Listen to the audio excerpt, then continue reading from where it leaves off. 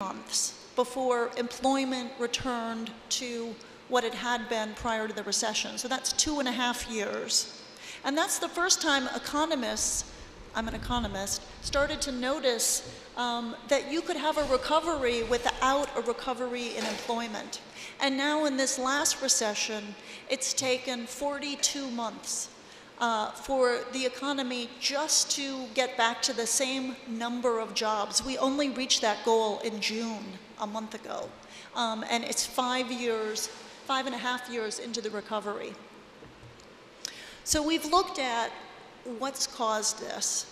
Unemployment remains very high because the US population and workforce, just like India's, is growing.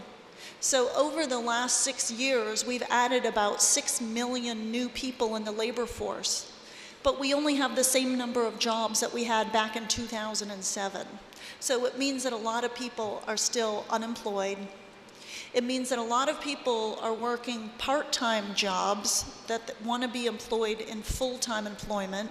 There are about 20 million people in what we call involuntary part-time employment, meaning they want to work more, but they can only find a part-time job. And then we've got a cohort of workers who have been out of the workforce for a year or longer. And historically, when an adult is unemployed for a year or longer, it's very difficult for them to ever become employed again. Part of the reason is that companies will look at this person with suspicion, like they've been out of the workforce. Why have they been unemployed? So they start to screen them out. They would rather hire young people like yourselves than a mid-career person who's been unemployed. And then partly it's a matter of skills. So if you're working in IT or computers or nursing or lots of professions and you're not actively using those skills every day, they start to erode. So the US continues to face very big labor market challenges. At the Global Institute, we've done some research on what would it take to create jobs and get the US GDP growth back to its potential. Potential for the US is about 3 to 3.5% growth per year. That would be very slow for a country like India, but that's because it's a mature economy. We've been growing anywhere from 2%, maybe 2.5%. So we need to boost growth quite substantially. So we looked at lots of different ideas, new technologies coming online, and all sorts of ideas that different policymakers and economists talk about. And we identified 5 big opportunities that I'll talk about today to boost US GDP growth. The first one is shale energy. Now, you may have never heard of this, but and 5 years ago, I had never heard about it either, but it is transforming the US economy. So shale is a rock formation, and contained within that rock is oil and natural gas. And historically, it was too expensive, and the technology didn't exist to extract the oil and natural gas out of these shale formations. And there are huge underground shale formations all over the United States. But we knew that there was natural gas and oil there, but it was too costly to extract. And about 7 years ago, the technology came online to figure out how to drill into the rock, use what we call hydraulic fracturing, or fracking, and then extract the natural gas and also oil from this rock. In the press, it's called fracking. Have any of you heard of fracking? Okay, a few. So it's controversial because there are potential very severe environmental side effects. Essentially, you're blowing up rock formations underground, creating cracks in them, and it's unknown if chemicals are leaking into the groundwater, how much methane, which is a greenhouse climate change gas, is escaping into the air. So it's been quite controversial, and some states within the United States have banned it. Other states, like Texas and Pennsylvania and North Dakota, have allowed it. And so drilling has gone ahead. And this has created a huge energy boom for the United States.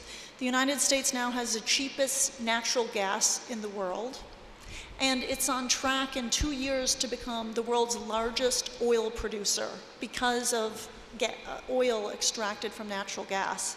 The US is now going to start exporting natural gas in a liquefied form, and it's having big effects downstream on manufacturing and petrochemical production. So although the environmental implications are quite uncertain, it's having a huge economic impact, and it's creating a lot of jobs out in these oil fields, particularly for young men. But it's good work because it doesn't require a college degree, and it fits sort of the unskilled workforce in the United States. And overall, we estimate that by 2020, this could create 1.7 million jobs, which is significant. Overall, the US economy has 138 million jobs. So it's about adding 1% to the number of jobs across the country.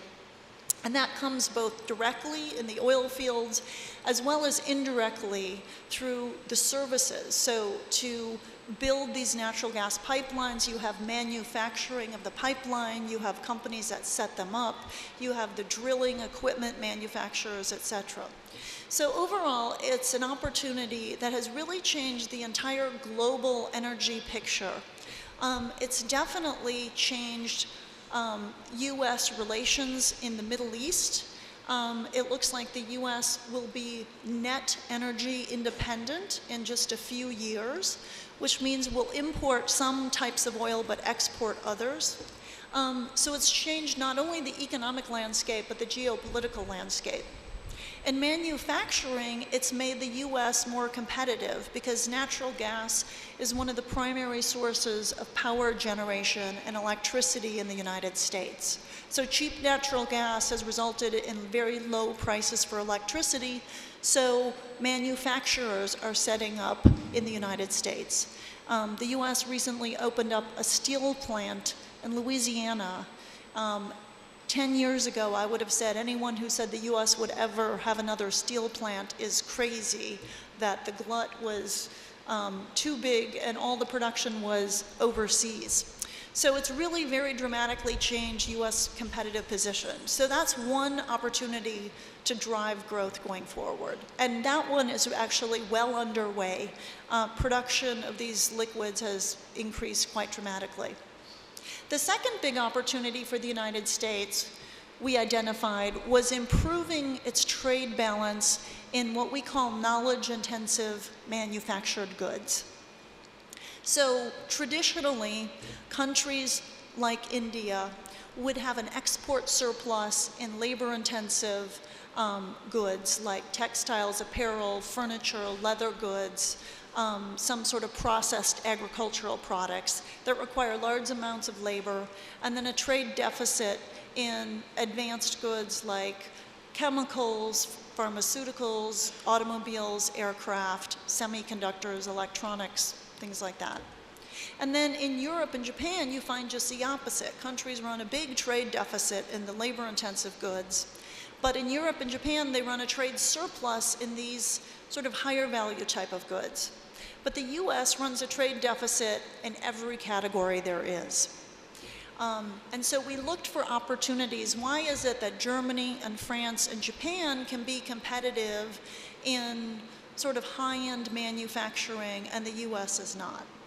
And we looked at different specific categories of products like aircraft and chemicals and automobiles, and found opportunities that the US could become more competitive. Now, you can already see this playing out a little bit. There's a big talk in the United States of what we call reshoring of production. So 10, 20 years ago, there was a big movement of manufacturing capacity out of the United States to China, to other countries in Asia, to parts of Latin America and Africa where wages were lower. And US manufacturing employment has declined by nearly half of where it was in 1990. So that equates to millions of jobs. But it looks now like we may have hit the low point of that, and there are a few plants, semiconductors, appliances like refrigerators and washers and dryers that are now starting to move production back to the United States. It's very capital intensive. It doesn't have huge numbers of jobs associated with it, but it does improve the trade deficit that the United States runs, and it does add to GDP. So there are opportunities there, but to actually really capture that, we identified several barriers, and one of them is skill development.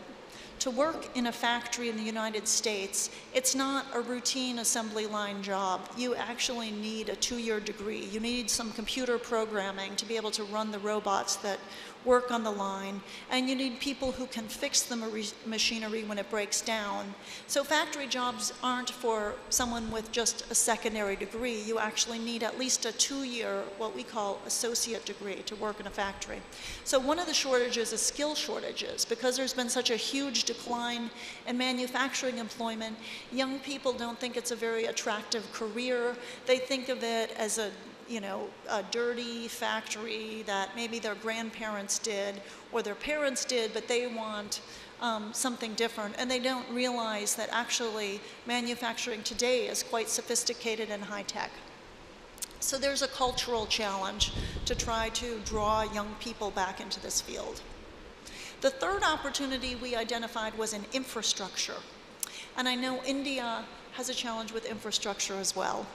In the US, the challenge is mainly around logistics and transportation. The US road system and rail system and port system is good, but it's not great. So what's happened is the US used to have a great transportation system, but it's basically stayed where it is, and there's been very little new investment. And meanwhile, you have Singapore and China and South Korea and Japan building brand new airports, brand new ports, brand new superhighways, and so they've surpassed the quality of US infrastructure. Now, infrastructure investment is a great thing to invest in at the current moment for 2 reasons. One is interest rates are very low because of the policies of the Federal Reserve Bank to try to stimulate the economy. Interest rates are very, very low. So you could fund infrastructure with bonds and loans at very, very low interest rates. So it's a great time to do that. And secondly, building infrastructure, as you can see around you in India, employs a lot of people. Now, it doesn't employ a lot of people in the long run, but while you're building the road, building the railway, it creates thousands and thousands. We estimate up to 2 million jobs across the United States. And then it would also have feedback effects. It would help manufacturing be more competitive. And I think you find the same situation in India. I know right now with the new Prime Minister in Delhi, there's discussion of industrial development. And does India now need to go back? You have very good IT companies and high-tech companies, software development, a growing pharmaceutical industry, but is there an opportunity now to go back and build out manufacturing and an industrial base? And to do that, infrastructure will become a big component of getting that right. And the same is true in the United States. Now, unfortunately, I would like to tell you that the US government took this opportunity to spend a lot of money on infrastructure over the last 5 years. And sadly, that is not the case. It's gotten caught up in the politics of budget deficits and austerity and too much government spending. But recently, in fact, just last week, President Obama announced the creation of an infrastructure bank, which is dedicated solely to financing infrastructure projects around the country. So better late than never is what we say, but hopefully we'll see more investment in infrastructure. The fourth opportunity is in the high-tech space, and we call it big data analytics. And the idea is that companies today in lots of different industries are sitting on huge volumes of data. Data from customers, data from suppliers. Every time you use your cell phone, you go online, you use social media, you're generating digital information about yourself. And so there are millions of terabytes of data that most companies can access. And traditionally, companies didn't have the computing power, there wasn't the hardware or the analytical tools to actually sift through these huge quantities of data to figure out something useful, basically. But now, with cloud computing and new advances in hardware, as well as some mathematical advances in analytics, we can now sift through huge quantities of data. And there are lots of different applications for companies. One would be around labor scheduling. So think about a retail store. Typically, when I was growing up, people would be employed for a shift. Say, every day from Monday through Friday, you're going to work 9 to 5. But when you look at the traffic in a retail store, it's actually quite variable. People come in at lunchtime, and the early morning is, quite slow, and then the afternoon's slow, and then the evening, maybe after work on the way home, again, a ton of people. But it was variable, and companies didn't think about it. Now, with data on sales per hour, per half hour, every 15 minutes, stores can schedule work shifts to start at 5-minute increments. And have people there exactly when they're needed. That's one example. There are huge examples in marketing, for those of you studying marketing. So now you can develop profiles of your customers. You can see who their friends are on Facebook. You can see which products they've liked. You can see what they're saying on Twitter. You can look at their online e-commerce purchase history, and then you can make a targeted offer to that customer based on what you've bought before or what your friends have bought. And so you can get an email with a coupon for a very specific offer targeted just to you. That's driven sales. There are big opportunities in manufacturing with big data. So now there are sensors in factory equipment that let the operators know when the machine is about to break down. It can look at the wear and tear of different components, and instead of having the machine break down, then you have to call out repair, you have to get the part, and the whole assembly line may be shut down for hours or even a day. You get advance notice when a part is about to wear out, so you can go and replace it before the whole thing shuts down. So there are just tremendous opportunities. Also in government, in healthcare, with going towards electronic healthcare records, which the US has been very slow to do. When you go into a doctor's office, typically they'll find my file. It's a manila folder with a stack of paper, and I'm not joking. This is still the way medicine is practiced.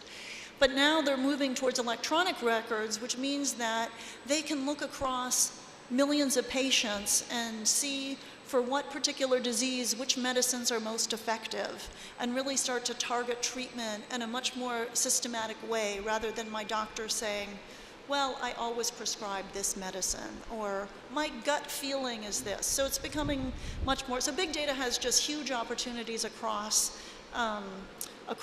industries, including in the public sector, in government as well.